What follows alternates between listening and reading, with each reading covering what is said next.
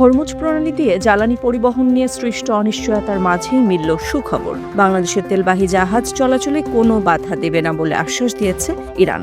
ঢাকায় নিযুক্ত ইরানের রাষ্ট্রদূতের সাথে বিদ্যুৎ ও জ্বালানি প্রতিমন্ত্রীর সাম্প্রতিক আলোচনায় এই নিশ্চয়তা পাওয়া গেছে। পররাষ্ট্র মন্ত্রণালয় জানায়, ওই প্রণালীতে প্রবেশের আগে বাংলাদেশকে আগাম তথ্য দিতে হবে। এর ফলে জাহাজগুলোকে নিরাপদে চলাচলের অনুমতি দেওয়া হবে। এর আগেই জ্বালানি মন্ত্রী আটকা পড়া জাহাজগুলো ছেড়ে দেওয়ার অনুরোধ জানাতে পররাষ্ট্র মন্ত্রণালয়কে নির্দেশ দিয়েছিলেন।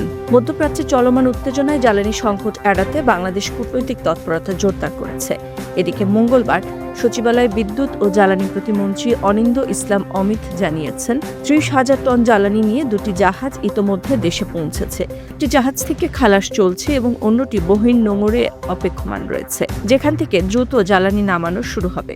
ইরানের এই আশ্বাস এবং জাহাজের নিরাপদ আগমন দেশের অভ্যন্তরীণ বাজারে জ্বালানি সরবরাহে বড় ধরনের স্বস্তি এনেছে।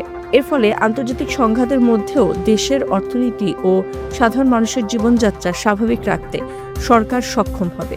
বৈশ্বিক এই অস্থিরতার সময় এমন কূটনৈতিক সাফল্য জ্বালানি নিরাপত্তা নিশ্চিতে একটি বড় অর্জন হিসেবে দেখা হচ্ছে।